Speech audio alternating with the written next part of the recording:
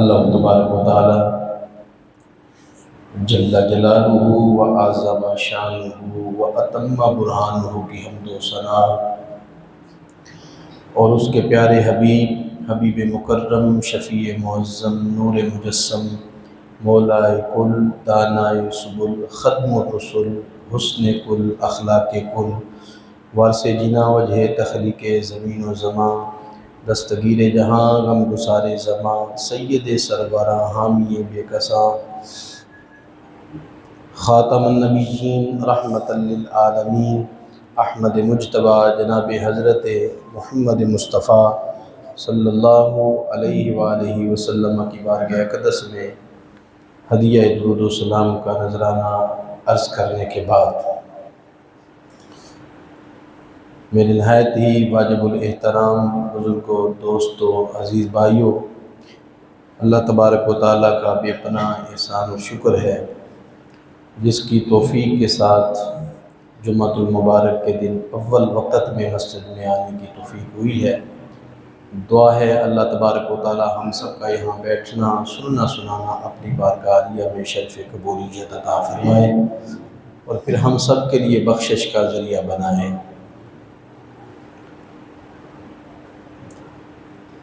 محترم حاضرین،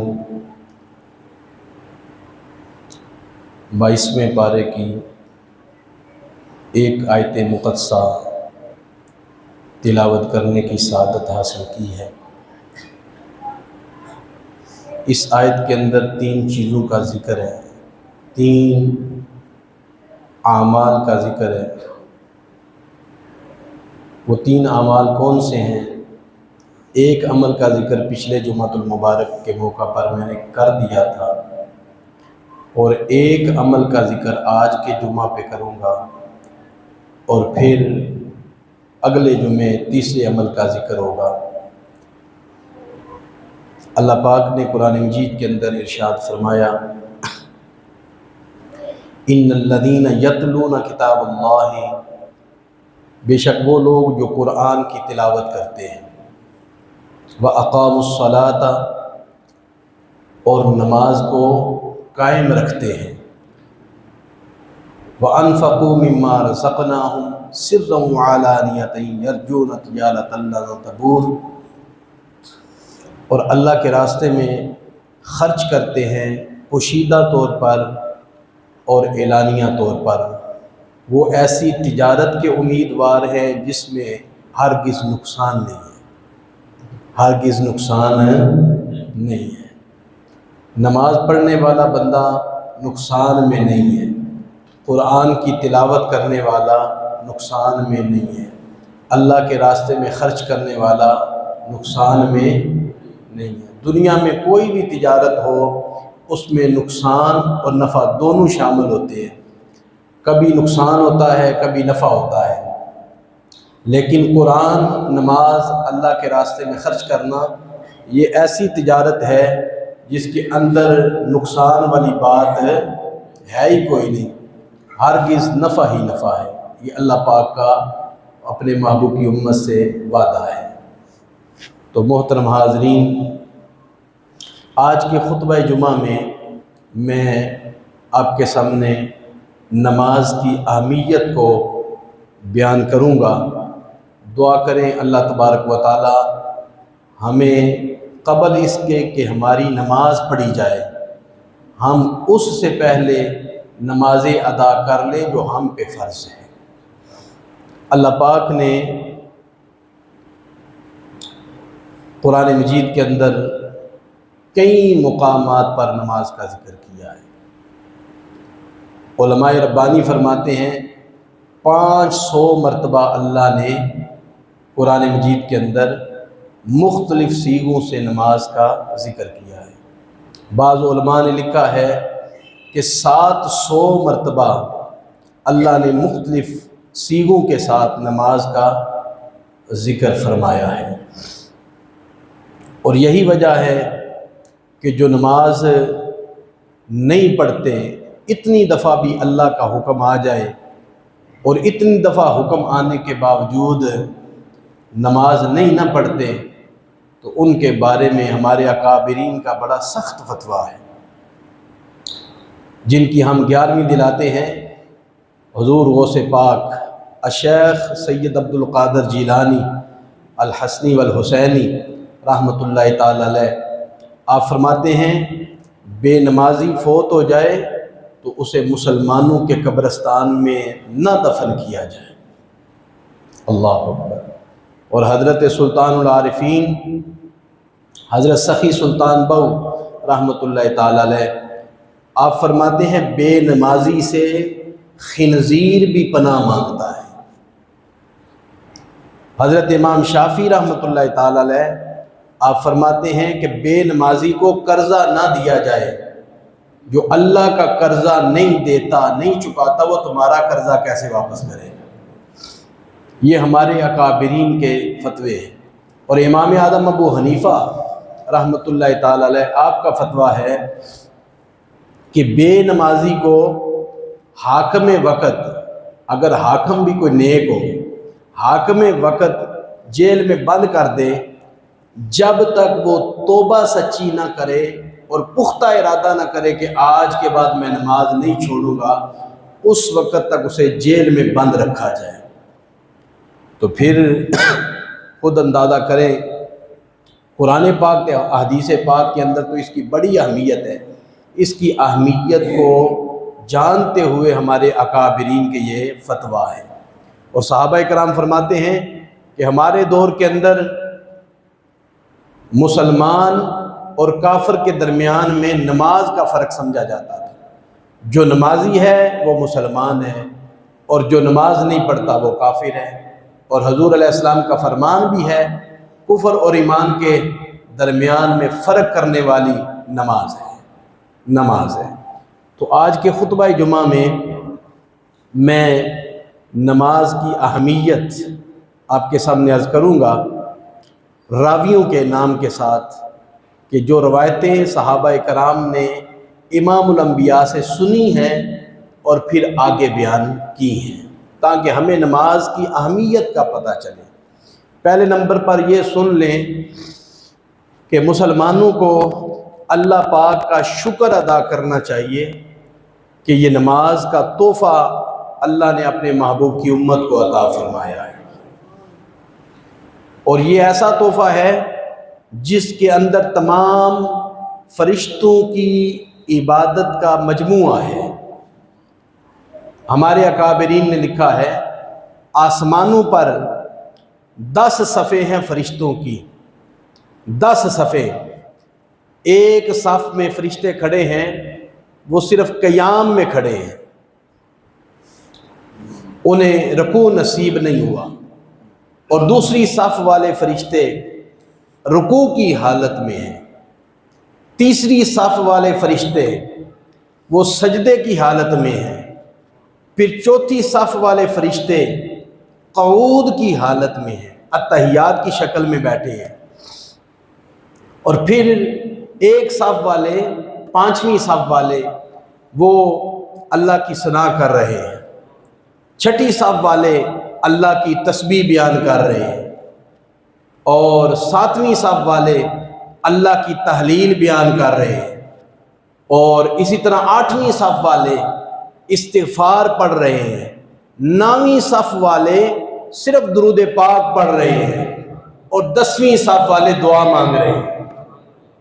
اللہ پاک نے اپنے محبوب کی امت کو نماز کا ایسا تحفہ عطا فرمایا ہے جس کے اندر قیام بھی ہے، رکوع بھی ہے، سجدہ بھی ہے، قعود بھی ہے، ثنا بھی ہے، اور استغفار بھی ہے، درود بھی ہے، دعا بھی ہے۔ جو فرشتے قیام میں ہیں انہیں رکوع قیامت تک نصیب نہیں ہوگا، جو قیام میں ہیں انہیں قیامت تک سجدے کی توفیق نہیں ملے گی، جو سجدے میں ہیں انہیں قعود کی توفیق نہیں، جو قعود میں ہیں انہیں ثنا کی توفیق نہیں، جو ثنا میں ہیں انہیں درود کی توفیق نہیں، جو درود پڑھنے میں ہیں وہ دعا کی توفیق نہیں ہے۔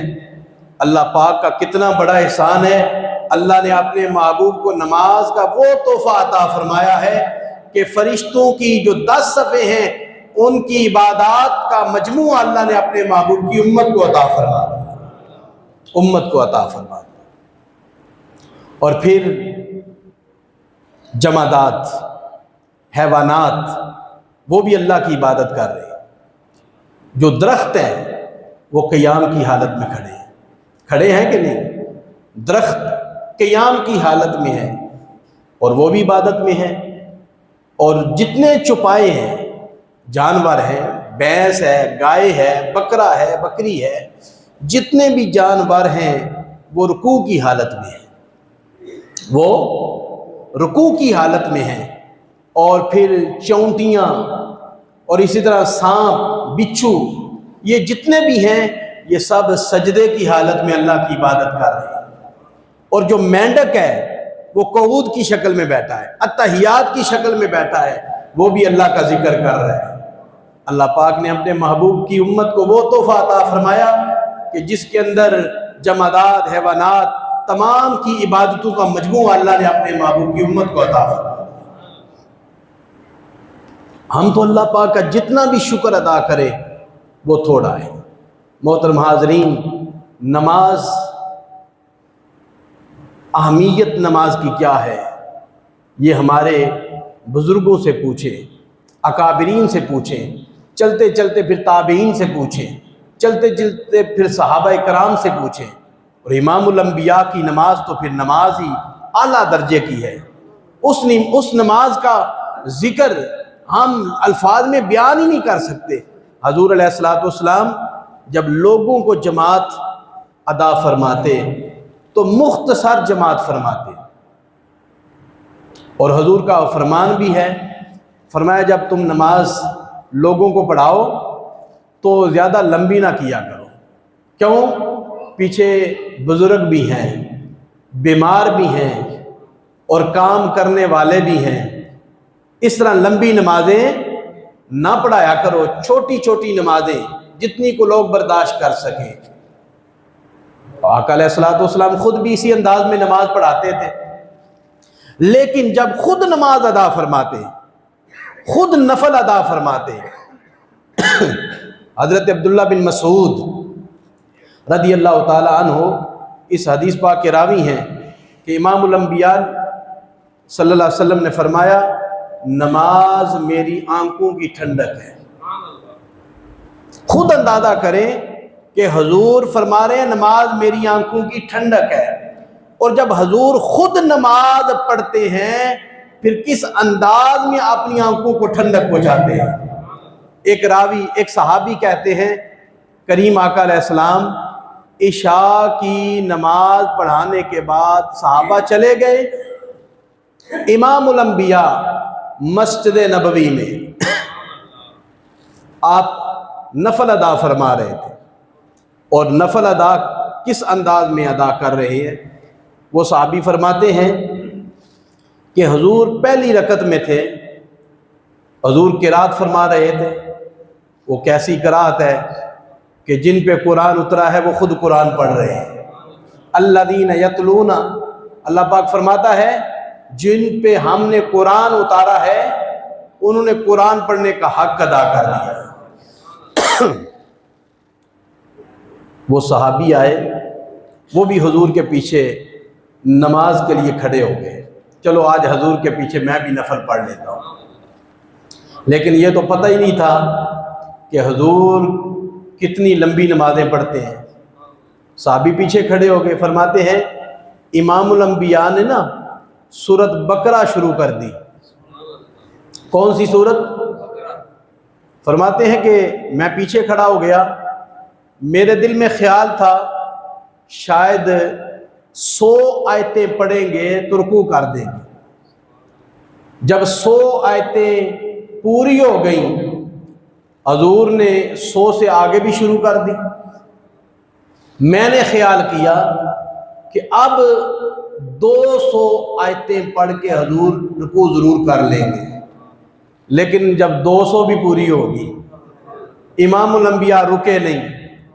پھر میں نے خیال کیا اب ہو سکتا ہے، امید ہے کہ سورت بقرہ جب مکمل ہوگی نا تو پھر رکوع میں چلے جائیں گے۔ وہ صحابی فرماتے ہیں کہ سورت بقرہ پوری ہو گئی، آگے سے امام الانبیاء نے سورت آل عمران شروع کر دی، سورت آل عمران شروع کر دی، اور آل عمران آپ جانتے ہیں کہاں جا کے ختم ہوتی ہے؟ وہ چوتھے پارے کے جہاں 3 پاؤ مکمل ہوتے ہیں وہاں جا کے یہ سورت مکمل ہوتی ہے۔ صحابی فرماتے ہیں میں نے خیال کیا چلو سورت آل عمران پڑھ کے رکوع کر لیں گے، لیکن ہوا کچھ یوں کہ آگے سے حضور نے سورت نساء چھوڑ کر نا سورت مائدہ شروع کر دی۔ سورت مائدہ یہ چھٹے پارے سے شروع ہوتی ہے، یعنی 1 پاؤ سے 1 رکوع پہلے چھٹے پارے سے شروع ہوتی ہے، اور 7ویں پارے کے 1 پاؤ کے اوپر 1 رکوع وہاں جا کے ختم ہوتی ہے۔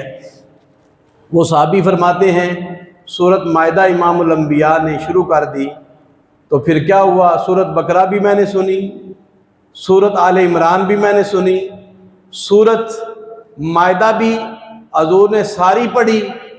جب سورت مائدہ مکمل ہو گئی نا تو پھر امام الانبیاء نے رکوع فرمایا۔ یہ تقریباً 5 پاروں کے قریب بنتا ہے یہ عمل، یہ سپارے تقریباً 5 پارے کے قریب بنتے ہیں جو امام الانبیاء نے تلاوت فرمائی۔ تو پھر حضور نے تلاوت کس انداز میں کی؟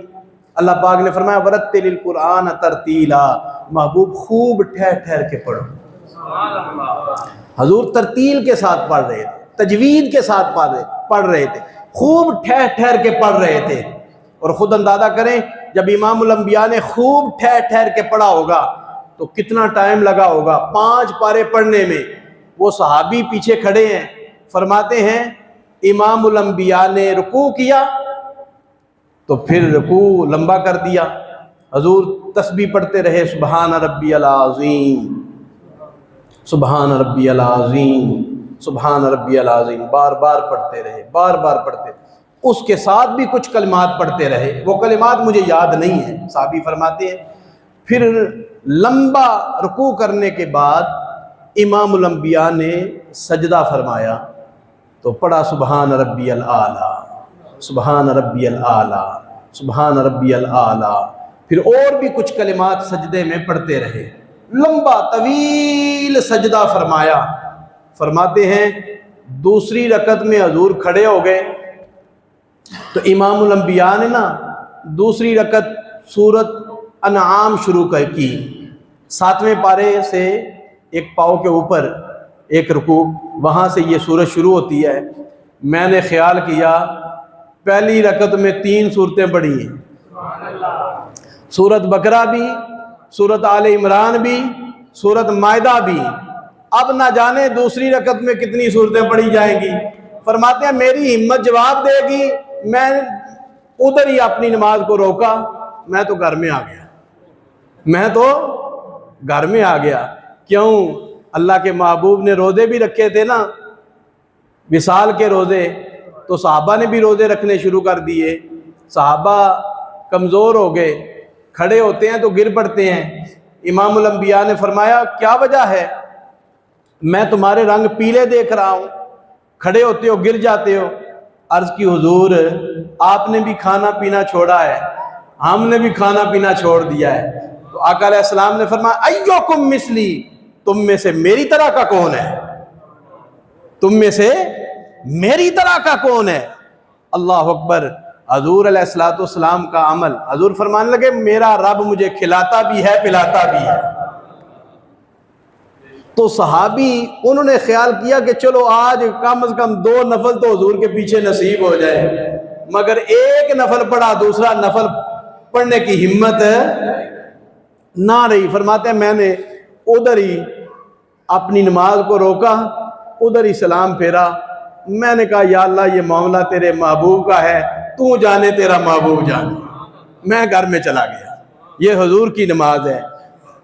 اس طرح حضور محبت کے ساتھ نماز پڑھتے تھے، بعض بندے نماز اتارنے آتے ہیں، فرض ہمارے اوپر سے اتر جائے، اور بعض بندے نماز پڑھنے آتے ہیں، وہ لذت لیتے ہیں، وہ محبت سے ادا کرتے ہیں، اور اللہ پاک کا فرمان بھی ہے قد افلح المؤمنون الذین هم فی صلاتهم خاشعون، تحقیق مومن فلاح پا گئے جنہوں نے اپنی نمازوں کے اندر خشوع کیا ہے، جنہوں نے اپنی نمازوں کو محبت سے ادا کیا ہے۔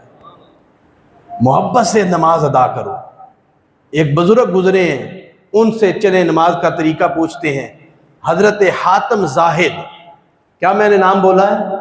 حضرت حاتم زاہد رحمت اللہ تعالی علیہ، آپ سے کسی نے پوچھا حضرت نماز کس طرح پڑھنی چاہیے اور آپ نماز کس طرح پڑھتے ہیں؟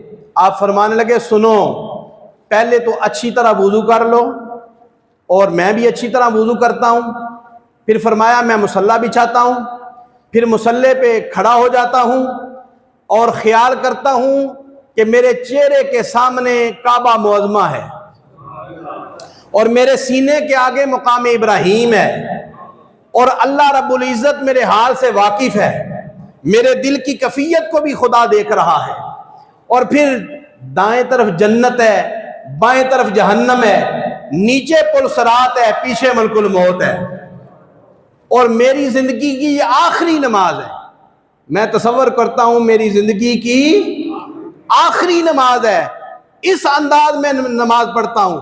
پھر آپ فرماتے ہیں تکبیر کہتا ہوں اور پھر نماز شروع کرتا ہوں، نماز کے معنی پہ غور کرتا ہوں، محبت سے ایک ایک لفظ ادا کرتا ہوں، پھر قرآن کی تلاوت کرتا ہوں، پھر عاجزی کے ساتھ رکوع میں جاتا ہوں، پھر انکساری کے ساتھ سجدے میں جاتا ہوں، پھر محبت کے ساتھ قعود میں بیٹھتا ہوں، التحیات۔ پھر حضرت حاتم زاہد فرماتے ہیں میں پورے اطمینان کے ساتھ سلام پھیرتا ہوں، اور پھر جب سلام پھرتا ہے تو پھر اس نماز کو میں اللہ کی رحمت سے یہ امید کرتا ہوں کہ میرا مالک قبول فرمائے گا، اور پھر دل میں یہ خیال بھی آتا ہے کہ خوف بھی پیدا ہوتا ہے شاید میری نماز مردود نہ ہو جائے، نماز مردود نہ ہو جائے، اس کا بھی مجھے خوف ہوتا ہے اور قبول ہونے کی امید ہوتی ہے۔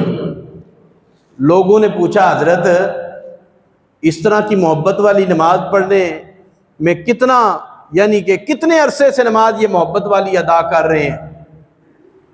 آپ فرمانے لگے مجھے 30 سال ہو گئے ہیں۔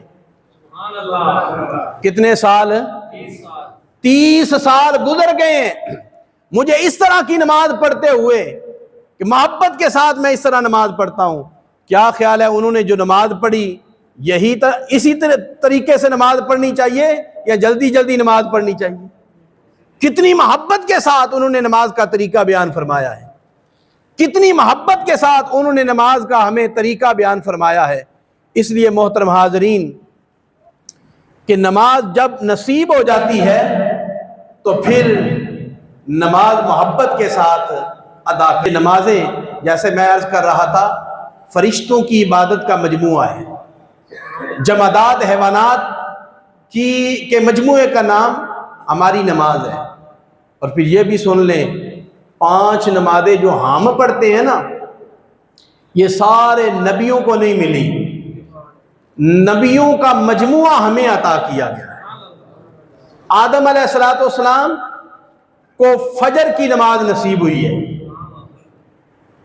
حضرت داؤد علیہ السلام کو ظہر کی نماز نصیب ہوئی ہے، حضرت سلیمان علیہ السلام کو عصر کی نماز نصیب ہوئی ہے، حضرت یعقوب علیہ السلام کو مغرب کی نماز نصیب ہوئی ہے، اور حضرت یونس علیہ السلام کو عشاء کی نماز نصیب ہوئی ہے۔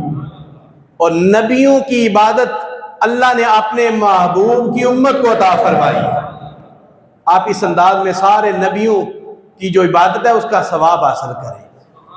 ہم تو جتنا بھی شکر ادا کریں تھوڑا، ہمیں اللہ نے ایسی عبادت عطا فرمائی۔ تو پھر محترم حاضرین اس نماز کا کیا کہنا؟ آئیں ذرا احادیث مبارکہ کی طرف چلتے ہیں کہ جو راوی ہیں جنہوں نے امام الانبیاء سے یہ باتیں سنی ہیں، ان راویوں کے ساتھ حدیث پاک کا ذکر میں کرنا چاہتا ہوں تاکہ ہمیں نماز کی اہمیت کا پتہ چلے۔ نمبر 1، حضرت سیدنا ابو ہریرہ رضی اللہ تعالیٰ عنہ، آپ اس حدیث پاک کے راوی، آپ فرماتے ہیں امام الانبیاء نے فرمایا، او میرے غلاموں یہ بتاؤ، اگر کسی کے دروازے کے باہر نہر جاری ہو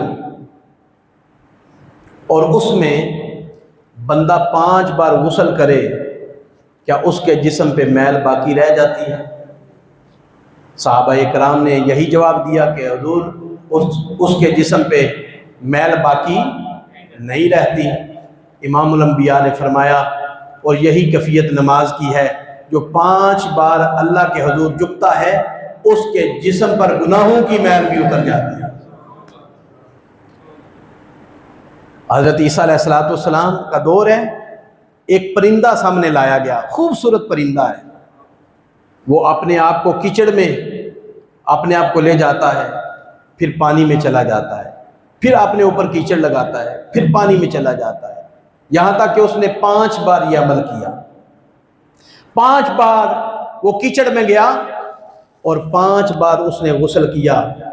اللہ پاک نے فرمایا، پیارے عیسیٰ، یہ جو پرندہ دیکھ رہے ہو، یہ میں اپنے محبوب کی امت کی نمازوں کی مثال پیش کر رہا ہوں۔ میرے محبوب کی امت گناہ کرے گی، لیکن جب 5 وقت نماز کے لیے میری بارگاہ میں جھک جائے گی، جس طرح یہ پرندہ صاف پاک ہو جاتا ہے، میں ان کے جسموں کو بھی گناہوں سے پاک صاف کر دوں گا۔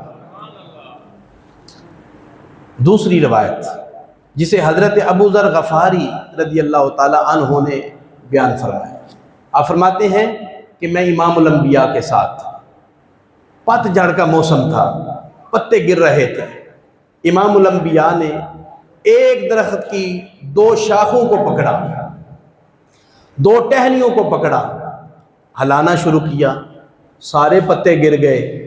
امام الانبیاء نے فرمایا، اے ابو ذر، جب میری امت کے لوگ نماز پڑھیں گے، جس طرح ٹہنی سے پتے گرے ہیں اس طرح ان کے جسم سے گناہ گر جائیں گے۔ نماز کی اتنی برکت ہے، اور جو نماز نہیں پڑھتے خود اندازہ کریں کتنی برکتوں سے محروم ہیں۔ پھر حضرت سلیمان فارسی رضی اللہ تعالی عنہ اس حدیث پاک کو روایت فرماتے ہیں، آپ فرماتے ہیں امام الانبیاء نے فرمایا، جو صبح فجر کی نماز کی طرف گیا وہ رحمان کا جھنڈا اپنے ہاتھ میں لے کے گیا، اور جو صبح بازار کی طرف گیا وہ شیطان کا جھنڈا اپنے ہاتھ میں لے کے گیا۔ اب تمہاری مرضی ہے، تم رحمان کا جھنڈا لے لو یا شیطان کا جھنڈا لے لو۔ تو چوتھی روایت حضرت عبداللہ بن عمر ابن العاص رضی اللہ تعالی عنہما اس حدیث پاک کو نقل فرماتے ہیں، امام الانبیاء نے فرمایا، جو نماز کی پابندی کرے گا، کیا میں نے جملہ بولا ہے؟ جو نماز کی پابندی کرے گا، یہ نماز اس کے لیے نور ہوگی، قیامت کے دن دلیل ہوگی، قیامت کے دن بخشش کا ذریعہ ہوگی۔ اور جو نماز کی پابندی نہیں کرے گا، پھر نہ نور ملے گا، نہ دلیل ملے گی، نہ بخشش کا ذریعہ بنے گا۔ پھر اس بندے کا حشر کس کے ساتھ ہوگا؟ حضور نے 4 کافروں کا نام لیا ہے، بے نمازی کا حشر 4 کافروں کے ساتھ ہوگا، جو اللہ کے سخت ترین دشمن ہیں۔ ان میں سے ایک قارون ہے، ایک فرعون ہے، ایک حامان ہے، اور ایک ابی بن حلف ہے۔ خود اندازہ کریں کہ بے نمازی کا حشر ان 4 دشمنان خدا کے ساتھ ہوگا۔ تو کیا خیال ہے جو اللہ کے دشمنوں کی صفوں میں کھڑے ہوں گے انہیں اللہ کی رحمت نصیب ہوگی؟ ہرگز انہیں اللہ کی رحمت نصیب، اور جو نمازی ہیں ان کو مبارک ہو۔ وہ کن کی صفوں میں ہوں گے؟ وہ تاجدار امام الانبیاء کی صف میں کھڑے ہوں گے۔ وہ سیدنا صدیق اکبر کی صف میں کھڑے ہوں گے، وہ سیدنا فاروق اعظم کی صف میں کھڑے ہوں گے، وہ سیدنا عثمان غنی کی صف میں کھڑے ہوں گے، وہ سیدنا علی شیر خدا کی صف میں کھڑے ہوں گے، وہ امام اعظم ابو حنیفہ کی صف میں کھڑے ہوں گے، وہ امام شافعی کی صف میں کھڑے ہوں گے، وہ امام مالک کی صف میں کھڑے ہوں گے، وہ امام احمد بن حنبل کی صف میں کھڑے ہوں گے، کوئی داتا علی حجویری کی صف میں کھڑے ہوں گے، کوئی سلطان باہو کی صف میں کھڑے ہوں گے، کوئی تاجدار گولڈا کی صف میں کھڑے ہوں گے، کوئی پیر سیال لجپال کی صف میں کھڑے ہوں گے، کوئی خواجہ معین الدین چشتی اجمیری کی صف میں کھڑے ہوں گے، کوئی علماء کی صف میں کھڑے ہوں گے، کوئی حفاظ کی صف میں کھڑے ہوں گے، اور کوئی حضور کے غلاموں کی صفوں میں کھڑے ہوں گے۔ کتنے مقدر والے لوگ ہیں جو حضور علیہ السلام سے محبت کرنے والوں کی صفوں میں کھڑے ہوں گے۔ اگر چاہتے ہیں کہ ان مبارک ہستیوں کا ہمیں سنگ مل جائے تو پھر آج نماز کی پابندی کر لیں، آج نماز پڑھ لیں۔ اگر نماز رہ گئی، نماز کی طرف توجہ نہ کی، تو پھر 4 کافروں کے ساتھ کھڑا ہونا۔ اسے آگے چلیں، خلفائے راشدین، وہ نماز کی اہمیت جو انہوں نے امام الانبیاء سے سنی ہے، ان کا ذکر سنیں۔ سیدنا صدیق اکبر رضی اللہ تعالیٰ عنہ، آپ کے نا ایک روز 400 اونٹ گم ہو گئے یا چوری ہو گئے، 40 غلام بھی چوری ہو گئے۔ امام الانبیاء سیدنا صدیق اکبر کے پاس سے گزرے اور حضور علیہ السلام کی بارگاہ میں جب کھڑے تھے تو غمناک تھے۔ حضور نے فرمایا ابو بکر کیا ہوا ہے؟ عرض کی حضور 400 اونٹ چوری ہو گئے، 40 غلام چوری ہو گئے، اس لیے غمناک ہوں، اس لیے دل میں صدمہ ہے۔ حضور علیہ السلام نے تکبیر اولا جو نماز کا حصہ ہے اس کی اہمیت کو بیان کرنے کے لیے جملے کیا بولے؟ فرمایا ابو بکر میں نے خیال کیا شاید تیری تکبیر اولا فوت ہو گئی ہے۔ عرض کی حضور کیا تکبیر اولا کا اتنا ثواب ہے؟ آگے سے امام الانبیاء نے کیا بیان فرمایا؟ فرمایا ابو بکر یہ تو 400 اونٹ ہے نا، اگر کسی کے پاس اتنے اونٹ ہوں کہ ساری زمین اونٹوں سے بھر جائے، حالانکہ اتنے اونٹ تو کسی کے پاس ہوں گے نہیں نہ ہیں، لیکن اگر فرض کر لیا جائے اگر کسی کے پاس اتنے اونٹ ہوں کہ ساری زمین اس سے بھر دی جائے، وہ بیک وقت سارے اونٹ مر جائیں، اللہ کے محبوب فرماتے ہیں ان سارے اونٹوں کا مرنا شاید اتنا افسوسناک نہ ہو جتنا تکبیر اولا کا فوت ہونے پر صدمہ ہونا چاہیے۔ یہ اللہ کے رسول کی نظر میں تکبیر اولا کی اتنی اہمیت ہے۔ فرمایا سارے اونٹ بھی مر جائیں تو اتنا صدمہ نہ ہو جتنا صدمہ تکبیر اولا کے فوت ہونے پر ہونا چاہیے جو نماز کا حصہ ہے۔ پھر فاروق اعظم رضی اللہ تعالی عنہ اس حدیث پاک کے راوی ہیں۔ ایک صاحب حضور کی بارگاہ میں آئے، انہوں نے عرض کی یا رسول اللہ صلی اللہ علیہ وسلم یہ بتائیں کہ اللہ کے نزدیک سب سے محبوب عمل کون سا ہے؟ سب سے محبوب عمل کون سا ہے؟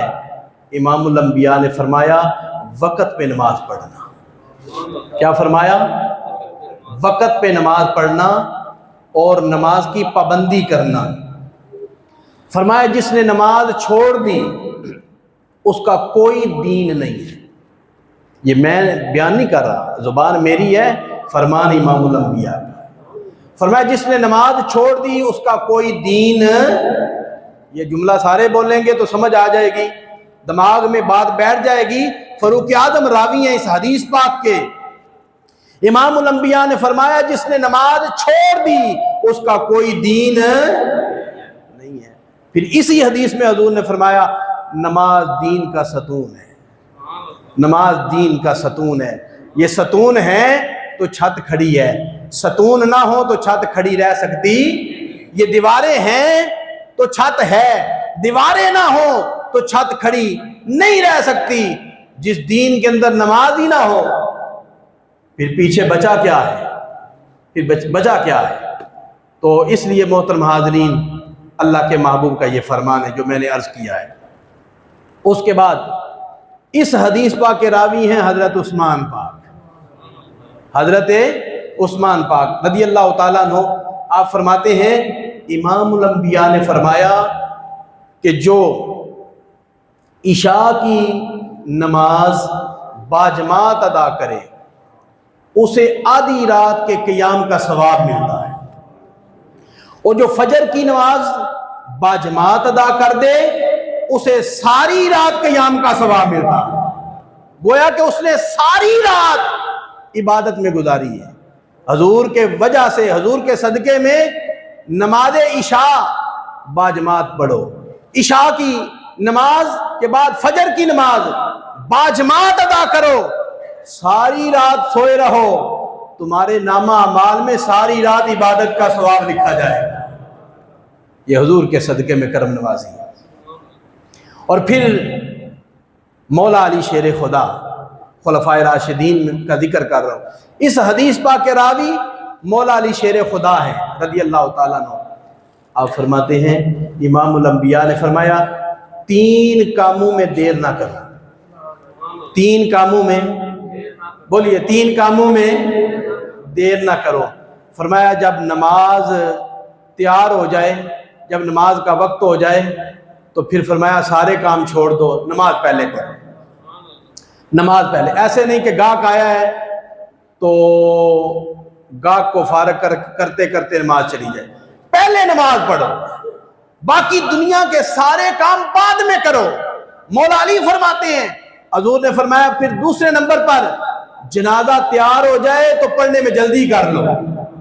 پھر حضور نے فرمایا بیوہ کے ساتھ نکاح میں جلدی کرو، جب اس کا ساتھی مل جائے، اس کا نکاح جس کے ساتھ ہونا ہے کوئی اس کے جوڑ کا بندہ مل جائے تو بیوہ عورت جس کا خامن شوہر فوت ہو چکا ہے، فرمایا اس کے نکاح کے ساتھ، نکاح کے معاملے میں جلدی کرنی چاہیے۔ اس کے راوی مولا علی شیر خدا ہے، مولا علی شیر خدا ہے۔ یہ چاروں خلفائے راشدین کے راویوں کے نام کے ساتھ میں نے احادیث مبارکہ آپ کے سامنے عرض کی ہے۔ اب آئیں حضرت انس بن مالک 5 روایتیں نماز کی اہمیت پر بیان فرماتے ہیں۔ کتنی روایتیں؟ 5۔ پہلی روایت حضرت انس بن مالک رضی اللہ تعالیٰ عنہ اس حدیث پاک کے راوی ہیں۔ آپ فرماتے ہیں امام الانبیاء نے فرمایا یہ منافق کی علامت ہے کہ سورج کا انتظار کرتے رہنا، بیٹھے رہنا، وقت پہ نماز نہ پڑھنا، یہاں تک کہ سورج پیلا پڑ جائے۔ جب شیطان کے دونوں سنگوں کے بیچ میں آ جاتا ہے نا سورج، تو اس وقت سورج پیلا پڑ جاتا ہے، ٹائم نماز کا بالکل تھوڑا رہ جاتا ہے، یہ منافق کی علامت ہے۔ وہ اٹھتا ہے، جلدی جلدی 2-4 چونچے مارتا ہے، یہ لفظ ہے حدیث پاک کے، چونچے، 2-4 چونچے مارتا ہے، عبادت نہیں کرتا مگر تھوڑی سی عبادت کرتا ہے، یہ منافق کی علامت ہے۔ لہذا جب نماز پڑھیں تو پھر اپنے وقت پہ نماز پڑھیں، جب ٹائم ہوگا تو آپ اطمینان سے اللہ کی عبادت کریں گے۔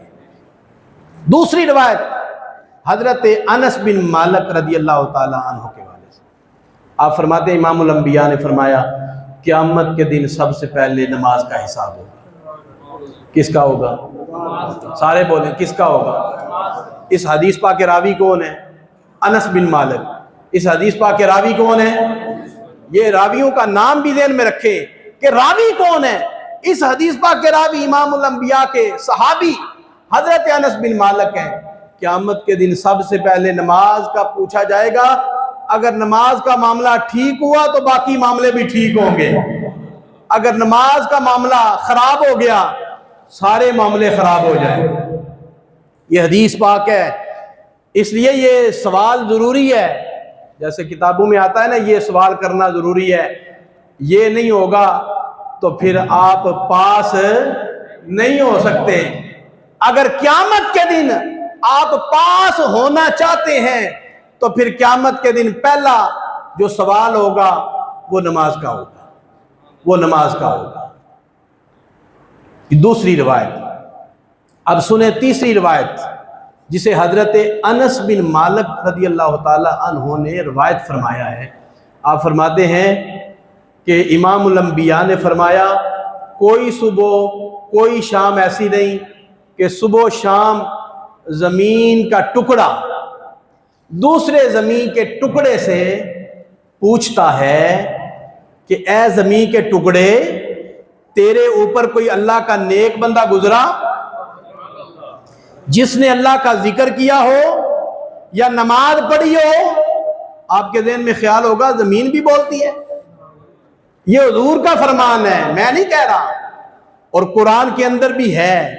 اللہ پاک فرماتا ہے یومئذ تحدث اخبارہا، قیامت کے دن زمین خبریں دے گی، اپنے اوپر جو کام ہونے والا ہے اس کی خبریں زمین دے گی۔ زمین کہے گی اے اللہ یہ بندہ میرے اوپر چل کے حج کرنے گیا تھا، یہ میرے اوپر چل کے فجر کی نماز پڑھنے گیا تھا، یہ ظہر عصر مغرب عشاء پڑھنے گیا تھا، یہ میرے اوپر چل کے فلاں بندے کی مدد کرنے گیا تھا، یہ میرے اوپر چل کے فلاں فلاں نیکی کرنے گیا تھا۔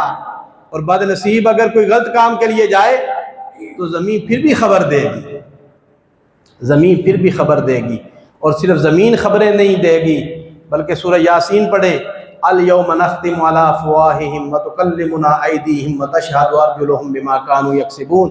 اللہ پاک فرماتا ہے ہم منہ پہ مہر لگا دیں گے، ہاتھ بولیں گے، پاؤں بولیں گے۔ ان ہاتھوں سے جو ہم نے کام کیا ہے اگر اچھے کام کیے ہیں تو ہاتھ اچھی گواہی دیں گے، اگر ان پاؤں سے چل کے غلط کام کیے ہیں تو پھر ان کی گواہی بھی ہمارے خلاف آئے گی۔ اگر اچھے کام کیے ہیں تو ہمارے حق میں گواہی آئے گی، یہ ہاتھ بھی بولیں گے۔ یہ نہ سمجھیں کہ یہ ہاتھ ہمارے ہیں ہمارے خلاف گواہی نہیں دیں گے، دیں گے۔ پاؤں ہمارے ہیں لیکن ہمارے حق میں خلاف دونوں گواہیاں چلیں گی۔ نیک اعمال کیے ہوں گے تو اچھی گواہی، برے اعمال کیے ہوں گے تو بری گواہی۔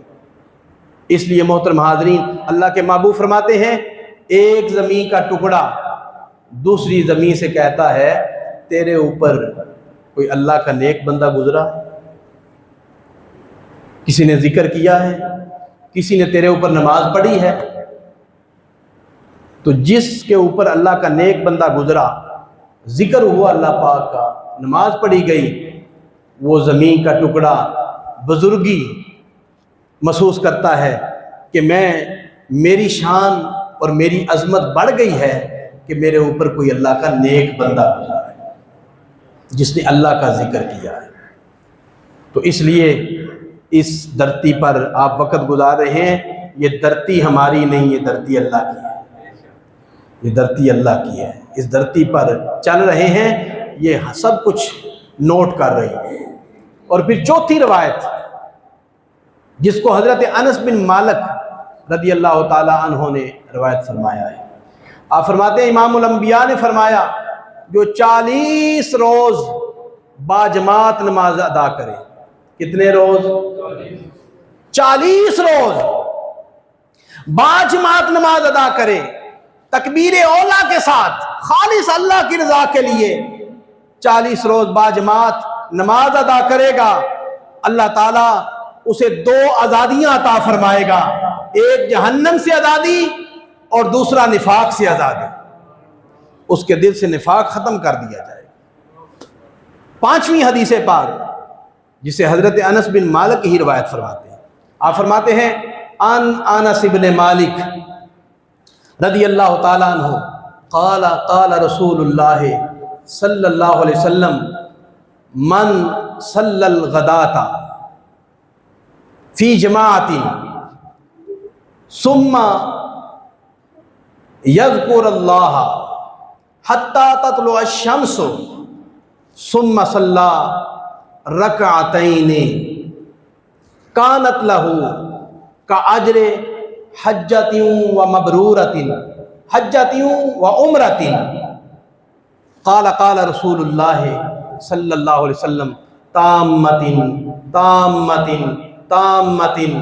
حضرت انس بن مالک فرماتے ہیں امام الانبیاء نے فرمایا جو صبح فجر کی نماز مسجد میں باجماعت پڑھنے آیا، جماعت کے ساتھ نماز نصیب ہوئی، نماز پڑھ کے وہ بیٹھا رہا، ثم قعد، وہ بیٹھا رہا، یذکر اللہ کا ذکر کرتا رہا، قرآن پاک کی تلاوت کرتا رہا، تسبیح تحلیل کرتا رہا، حتی تطلع الشمس، پھر سورج طلوع ہو گیا۔ امام اعظم ابو حنیفہ کے نزدیک 20 منٹ سورج اوپر چلا گیا۔ ثم صلی رکعتین، پھر 2 نفل پڑھے۔ کیا کرے؟ 2 نفل پڑھے۔ کانت لہو کاجر حجۃ و عمرۃ، اللہ کے محبوب فرماتے ہیں جو صرف 2 نفل پڑھے گا نا، اللہ تبارک و تعالی اسے ایک پورا حج اور ایک پورے عمرے کا ثواب عطا فرمائے۔ آگے حضور نے 3 بار فرمایا تامتن تامتن تامتن، پورا پورا پورا، حج اور عمرے کا ثواب پورا ملے گا۔ یہ لفظ حضور کے ہیں، آپ بھی بول لیں، حج اور عمرے کا ثواب پورا ملے گا۔ خیال تھا نا کہ 2 نفلوں پر بھی حج اور عمرے کا ثواب ملتا ہے، اس لیے حضور نے مہر لگا دی، فرمایا جو فجر کی نماز پڑھ کے مسجد میں بیٹھا رہے، اللہ کا ذکر کرتا رہے اور سورج اوپر ہو جائے، 2 نفل پڑھ لے، اسے حج اور عمرے کا ثواب پورا پورا پورا ملے گا۔ 3 بار امام الانبیاء نے فرمایا۔ تو آج اس نفلوں سے امت محروم ہو گئی، فجر کی نماز پڑھنے نہیں آتے، نفل کہاں پڑھے؟ اس لیے محترم حاضرین، یہ 5 روایتیں میں نے حضرت انس بن مالک کے حوالے سے آپ کے سامنے عرض کی ہیں، اور اس کے علاوہ نماز کی اہمیت، ایک تو 5 وقت کی نماز ہے اور ایک جمعے کی نماز ہے۔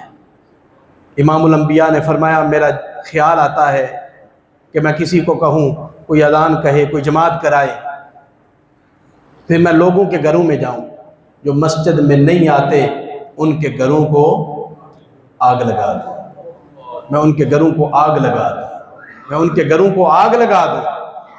پھر فرمایا آگ لگانے کا حکم اس لیے نہیں دیتا کہ گھروں کے اندر عورتیں بھی ہیں، بچے بھی ہیں۔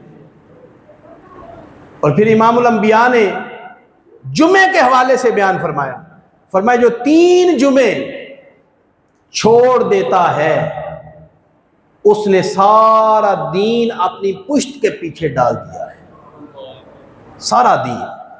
پھر ایک روایت میں فرمایا جو 3 جمعے مسلسل چھوڑ دیتا ہے، کئی لوگ ہیں نا جو نماز 5 گانا تو دور کی بات ہے، وہ جمعہ بھی نہیں پڑھتے۔ تو اللہ کے محبوب نے کیا فرمایا؟ فرمایا جو جمعے کی جو 3 جمعے بلا شرعی عذر نہیں پڑھتا، بیمار کوئی نہیں، تکلیف کوئی نہیں، مسجد میں آتا کوئی نہیں، صحت مند ہے، 3 جمعے جو مسلسل چھوڑ دیتا ہے، حضور فرماتے ہیں اس کا نام منافقوں کی فہرست میں داخل کر دیا جاتا ہے، یہ بندہ منافق ہے۔ پھر حضور فرماتے ہیں جو 3 جمعے چھوڑ دیتا ہے اس کے دل پر غفلت کی مہر لگا دیتا ہے خدا، یہ بندہ دین سے غافل ہے، یہ دین سے غافل ہے۔ اس لیے محترم حاضرین، میں نے کوئی بات اپنی طرف سے نہیں کی، میں نے صرف اور صرف اللہ تعالیٰ کا فرمان بیان کیا ہے اور اللہ کے محبوب علیہ السلام کا فرمان آپ کے سامنے سنایا ہے، اس خیال سے کہ شاید کہ اتر جائے تیرے دل میں کھری بات۔ جاگیں، ابھی وقت ہے، قبل اس کے کہ ہماری نماز پڑھی جائے اس سے پہلے اپنی نمازیں پوری کر لیں۔ اگر ہم نے نمازیں نہ پڑھی تو پھر اگلا معاملہ آپ کے سامنے ہے جو میں نے آپ کے سامنے ذکر کیا ہے۔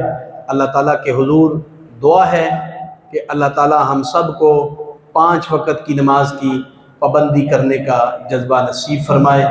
وآخر دعوانا ان الحمد للہ رب العالمین۔